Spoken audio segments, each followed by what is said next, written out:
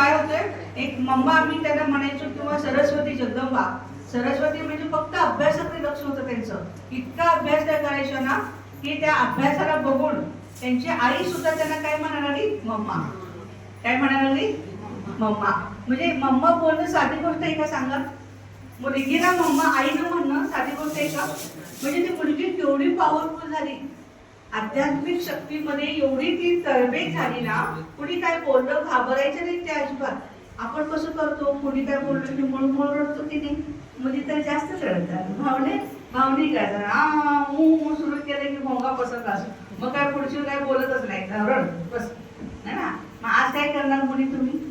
आधी परत गेला, रडायचं नाही अजिबात, आणि रडावायचं पण नाही, रडायचं पण नाही आणि कुणाला रडवायचं पण नाही. आणि आपल्या अंगाने आपण रडवतो ना कुणाची. मुलं म्हणतील सगळं मुलींच्या बद्दल काही बोलायला नाही तुम्ही, आमच्याबद्दल पण बोला ना.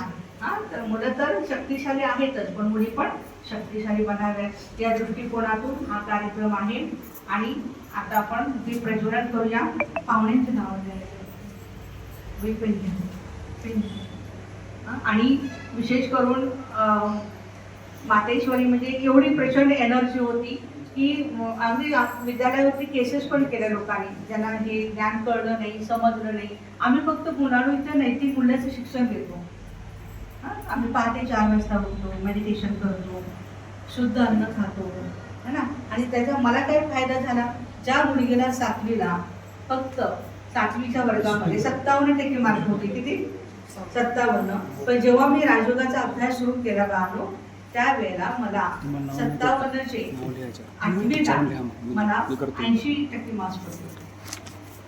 57 मधलं 80 मध्ये काय झालं सांगा, तेवढी मोठी ग्रीप झाली ही, है ना. म्हणजे काय झालं, तर यामध्ये मला हे लक्षात आलं की जेव्हा आपण मेडिटेशन करतो, जसं आता सुवर्ण मॅडमने सांगितलं, शांत राहून मन एकाग्रता वाढते आपली.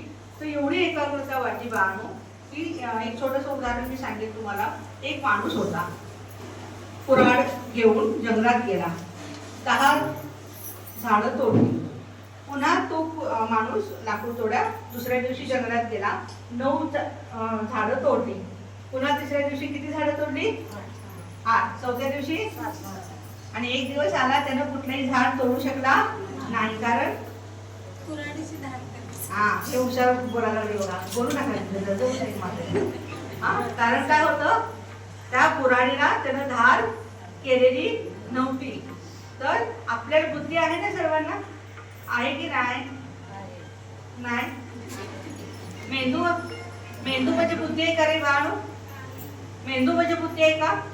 नाही. लक्षात घ्या, मेंदू, brain is the part of our body, but intellect is the part of our soul. Who am I? I'm a point of light. I'm a energy. Light आहे म्हणून फॅन चालू आहे, माईक चालू आहे, राईट. तसं ही ती लाईट राहती, डोळ्यांनी पाहती.